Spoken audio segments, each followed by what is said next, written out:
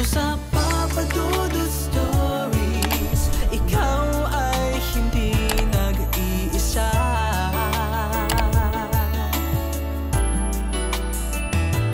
Dito sa Papa Dudut Stories, may nagmamahal sa'yo.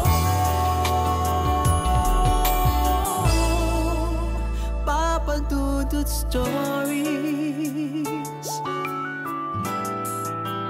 Papa Dudut Stories. Dear Papa Dudut, sa lahat po ng mga nakatutok ngayon, huwag pong kalimutan mag-like, mag-share at mag-subscribe. Maraming salamat po sa inyong lahat.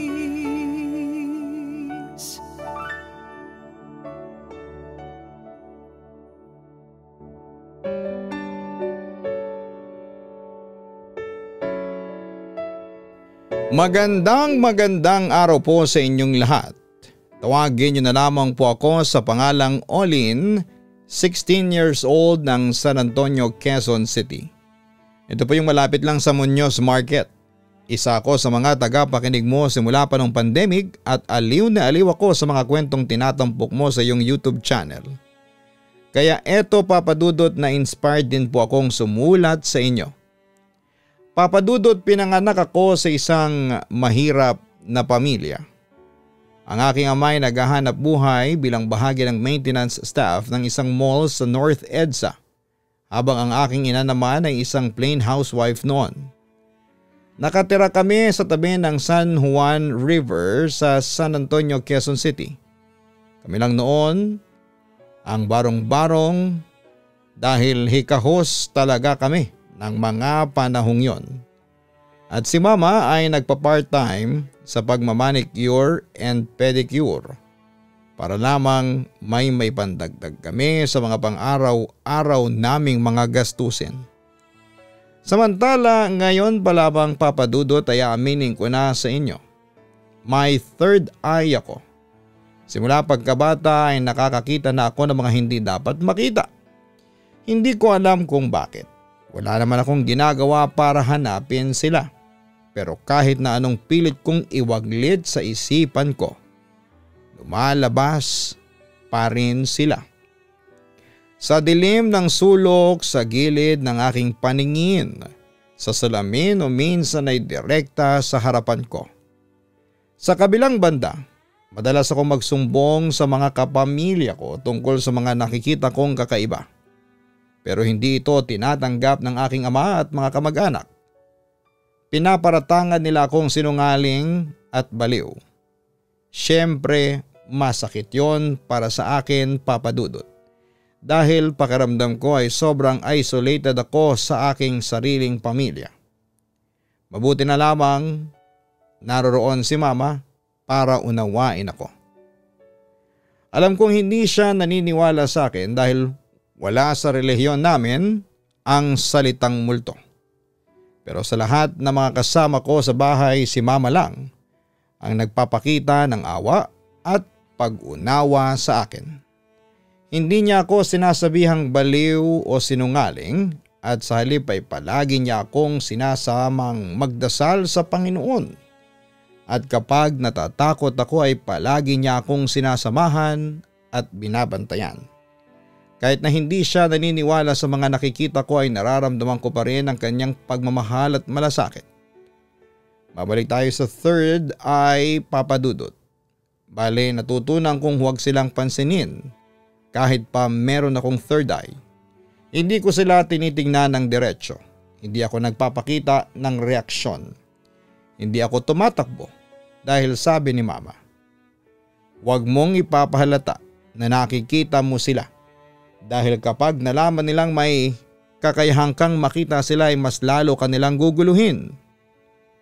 Sa loob ng maraming taon ay naging normal na po sa akin ang mamuhay sa gitna ng mga espiritu, mga anino at mga hindi may paliwanag na nilalang. Pero minsan, kahit gaano ko pilit na huwag silang pansinin, sila mismo ang gumagawa ng paraan para mapansin ko sila. Hanggang sa isang matinding pagsubok ang dumating noon sa akin. Isa akong grade 6 student noon sa San Antonio Elementary School. Madalas akong nauwi sa pagiging huling estudyante sa isang silid-aralan. Lalo na kapag cleaners o kapag natatagalan sa pagsusulat ng notes. Doon ko siya unang nakita, isang batang babaeng nakaupo sa sulok ng classroom, nakayuko, mahaba ang buhok na tinakpan ng muka. Hindi ko siya pinansin, baka anak lang ng teacher advisor namin o baka may naghihintay sa kanyang sundo. Hindi ko siya tinitignan pero ramdam kong nakatingin siya sa akin, Papa Dudut. At nang umalis ako ay narinig ko ang mahina niyang boses. Nakikita mo ako, hindi ba? Siyempre, Papa Dudut, ay pinagpawisan ako ng malamig. Pero hindi ako lumingon. Pilit kong sinarado ang pintuan nang hindi siya tinitignan. Kinabukasan ay andun na naman siya at sa tuwing magtatapos ang klase ay lagi siyang naroon. Pareho ang pwesto, pareho ang itsura. Pareho ang nakayukong ulo. Sinubukan kong itanong sa mga kaklase ko kung may napapansin ba silang bata sa classroom. At sila ay hindi alam ang sinasabi ko. Walang batang babae sa classroom namin. At doon ko naintindihan na hindi siya dapat naroroon. Dahil isa siyang multo. Sa kabilang banda ay naging parte na siya ng pang-araw-araw kong buhay. Tuwing matatapos ang klase hindi ko na kailangang tingnan. Alam kong andun siya. Tahimik lang siyang nakaupo. Hindi gumagalaw pero alam kong nagmamasid siya. Minsan kapag lumalabas ako ng classroom, nararamdaman kong may kasabay akong naglalakad sa likuran. Minsan sa banyo, maririnig kong may mga humahagikik sa kabilang cubicle. Kahit na wala namang tao at isang beses habang nag-check ako ng reflection ko sa salamin, may nakita ko nakatayo sa likod ko. Mabilis akong lumayo, Papa Dudut, at ayaw ko siyang pansinin.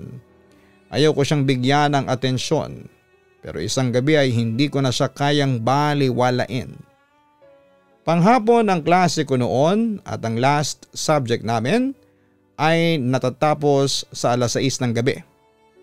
Pero dahil sa cleaners ako ng araw na yon, gabi na nung nakalabas ako. Dumaan ako sa lumang hallway ng school, tahimik, walang tao. Hanggang sa mapansin kong may nakabukas pang classroom. Sa loob ay nakaupo siya. Pero sa pagkakataong ito ay hindi na siya nakayuko. Nakatitig siya sa akin at doon ko siya unang nakita ng buo. Maputlang mukha niya, itim ang mga mata, walang puti.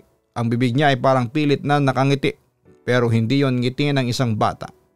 Yun ay ngiti ng isang nilalang na hindi dapat nandito. Bumigat ang dibdib ko. Dahan-dahan siyang tumayo. Nakikita mo ako, ate? Sa unang pagkakataon ay hindi ko na kinaya. Tumakbo ako.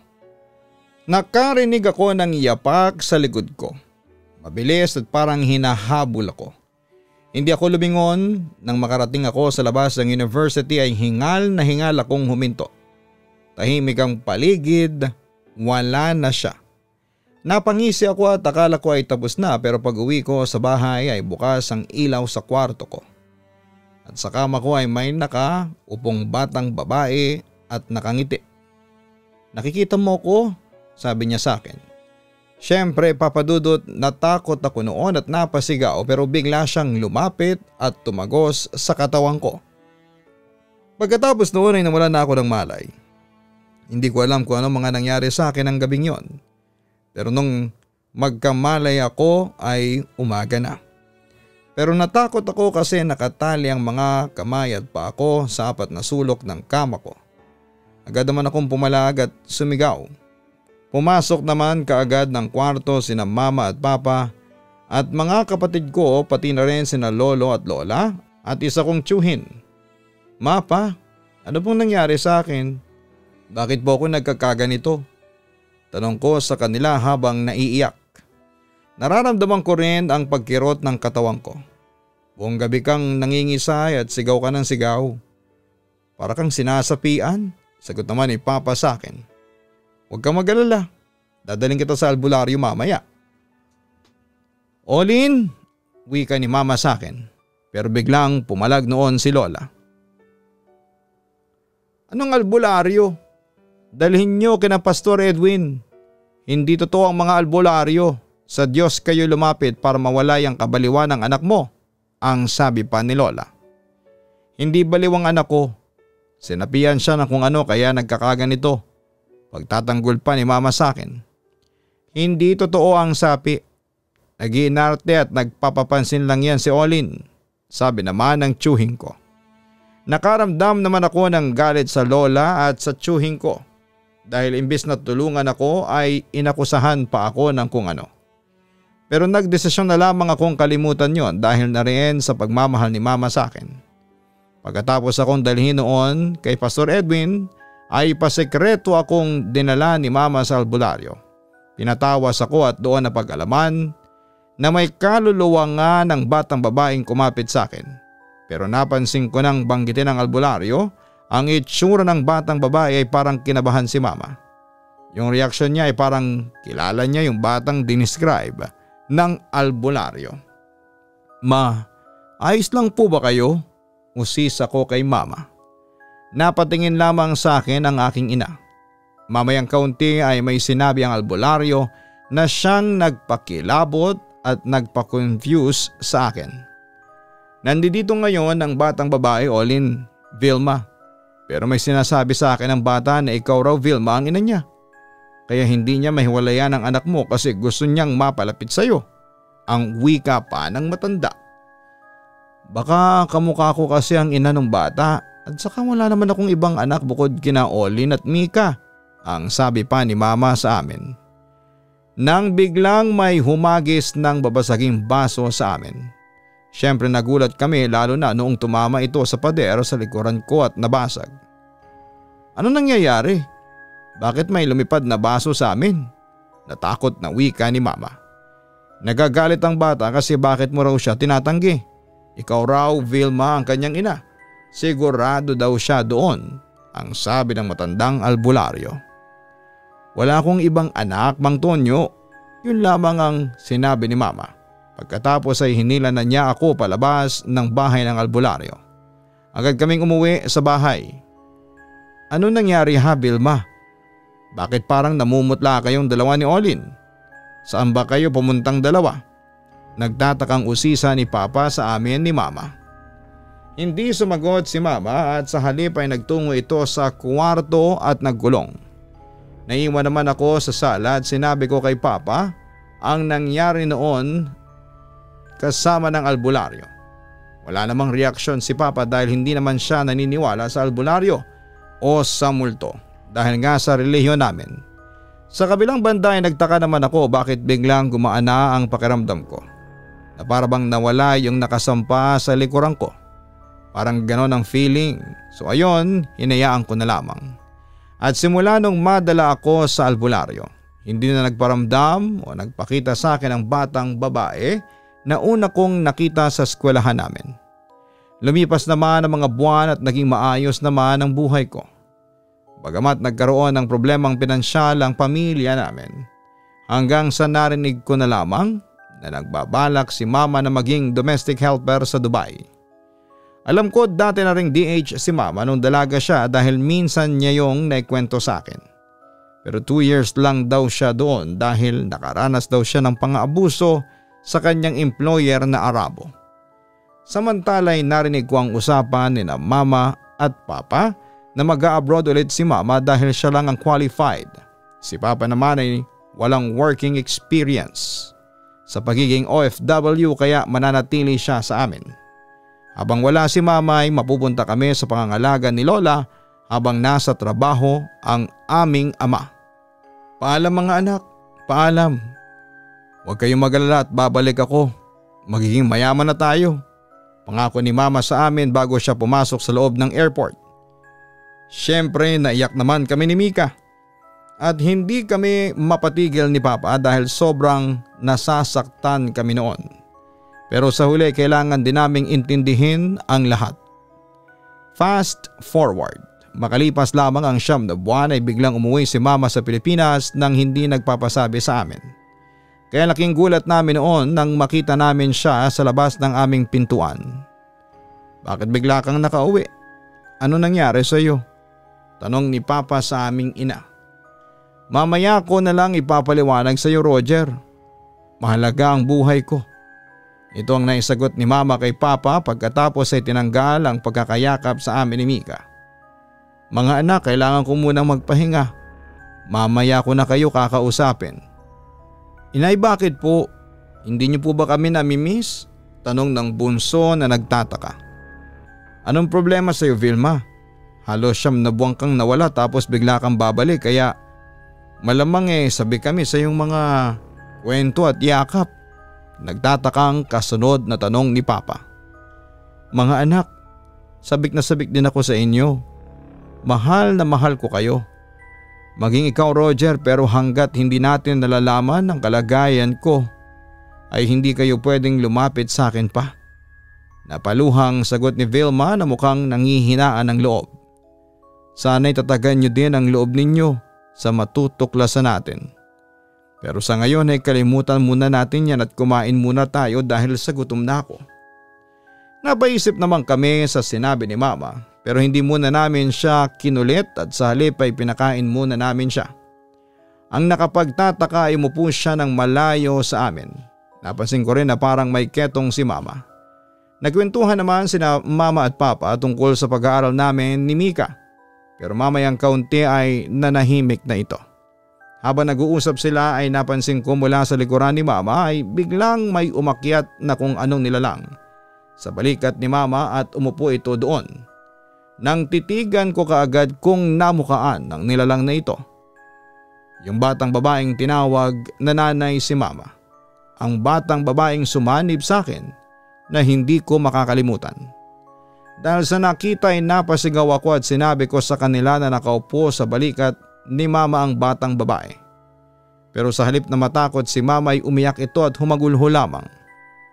Vilma, umamin ka na sa akin. Ano ba talagang problema mo? Tanong ni Papa at inusog niya noon ang kanyang upuan para tumabi sa kanyang asawa. May nangyaring masama sa akin habang naroon ako sa Dubai. Minsan umuwi ng Pilipinas ang 2 kong kasama. Pumasok ang anak ng amo ko at hindi ko magawang lumaban. Ang kwento ni Mama na halos maubos ang luha sa pag-iyak. Bakit ka lalaban? Anong koneksyon ito sa pag-uwi mo? Takang tanong ni Papa. Pagpasok ng anak ng amo ko, ako lang ang nasa bahay. Pinagsamantalahan niya ako, Roger. Pinagsamantalahan ako ng paulit-ulit ng gabing yon. Wala akong magawa.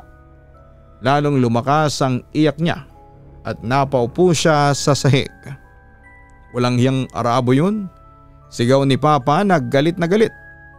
Matapos mangyari yon ay parang baliwala lang sa amo ko ang nangyari. Pinagbantaan pa niya ako na papatayin. Wala akong nagawa, Roger. Halos uminit ang kwarto sa iyak at sa galit na nararamdaman ng dalawa.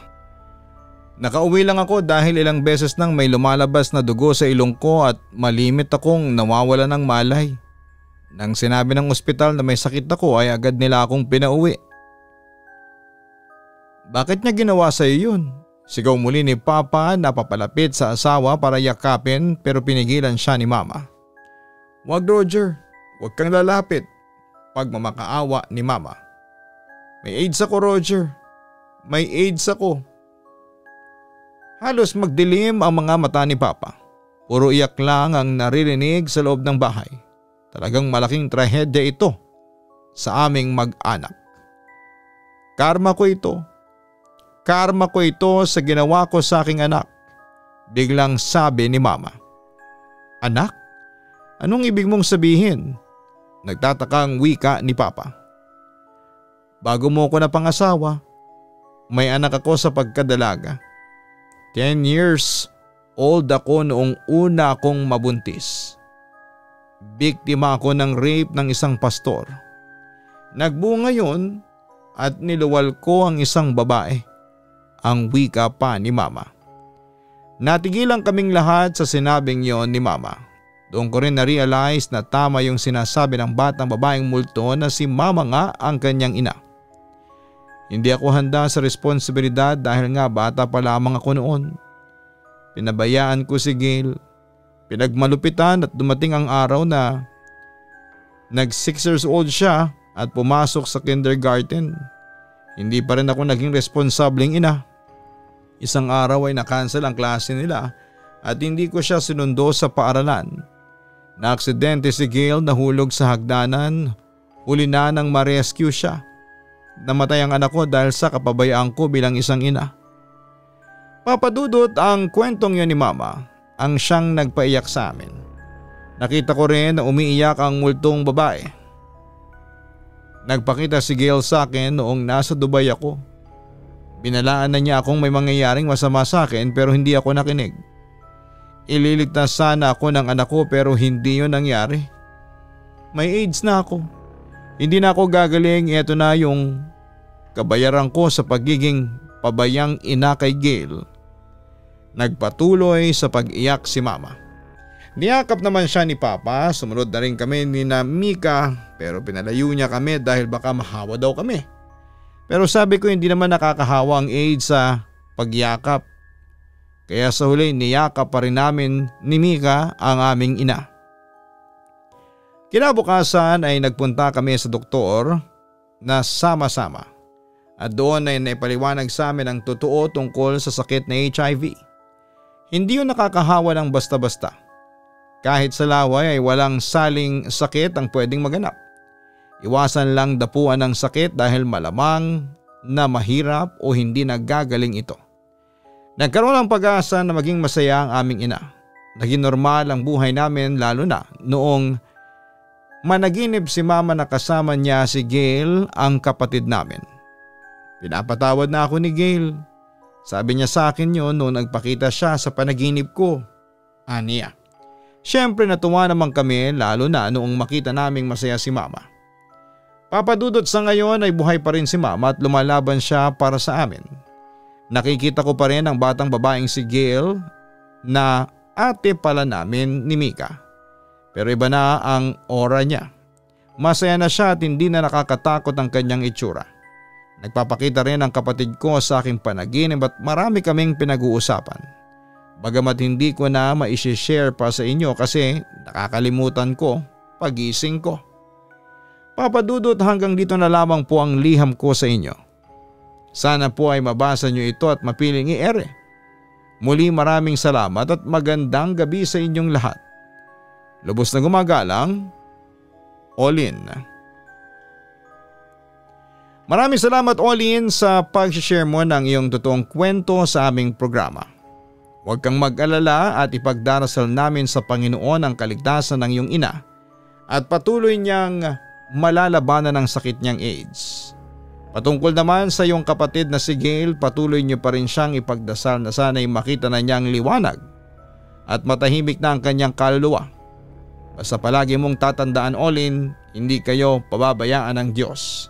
Sa laban niyong yan, maging matatag kayo at mas tibayan ninyo ang inyong pananampalataya. Hanapin ang Kaistorya YouTube channel para sa horror stories. Manood ng Papa Dudut Family YouTube channel. Maraming salamat po.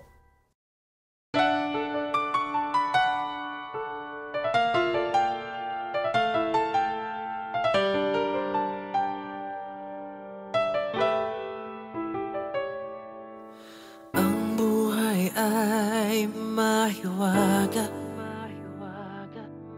laging may lungkot at saya. Sa Papa Dudut Stories, laging may karamay ka.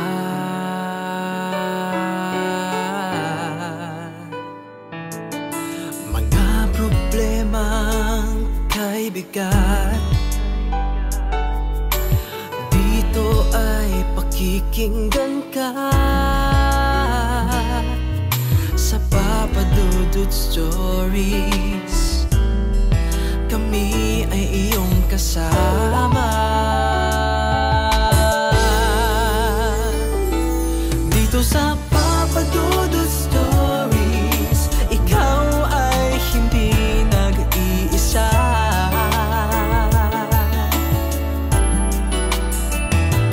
Dito sa Papa Dudut Stories, may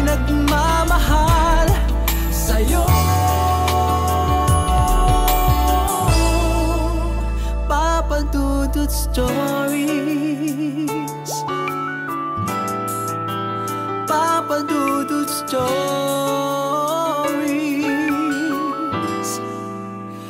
Papa Dudut Stories.